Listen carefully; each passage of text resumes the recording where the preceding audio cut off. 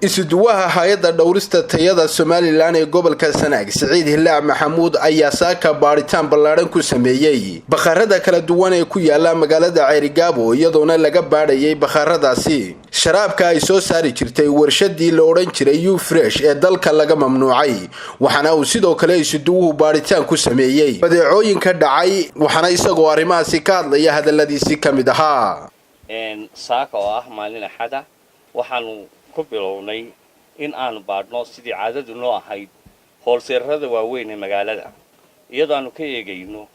sharaabkii ay hay'adda quality control mamnuucday oo ahaa sharaabkii ay soo saari jirtay warshadii U-Fresh taasoo aanu in badan dagaal ugu jirnay kastoo aanay gobolka xoog soo gaadhin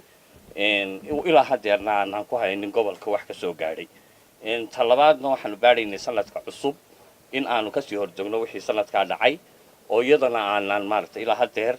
waxyaalo badan aan ku haynin dadkuna iskood ay isaga safeeyaan sida anfac group oo kale oo aan hadeer hor joogno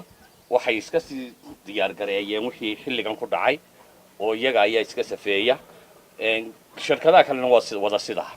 isuduwaha hay'adda dhawrista tayada Somaliland ee gobolka Sanaag Saciid Hilaac Maxamuud oo hadalkiisa sii wata ayaa ka digay cid kasta oo haysa badeecooyinka dhacay isla markaasina waxa uu sheegay in ay toddobaadkan wadi doonaan baaritaanada lagu sameeyo goobaha kala duwan ee magaalada Ceerigaabo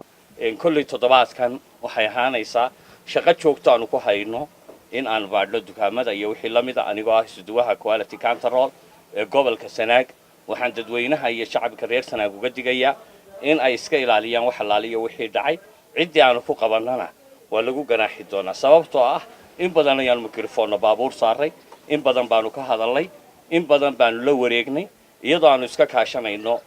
qaybta fayadhowrka dawladda hoose oo aan aad ugu mahadnaqayo gudoomiyaha degmada oo hawsha qayb ka qaatay iyo waliba iyadoo uu nagala qayb galay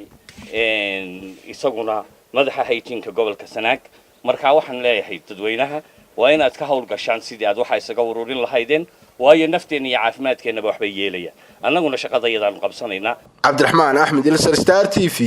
magaalada Ceerigaabo.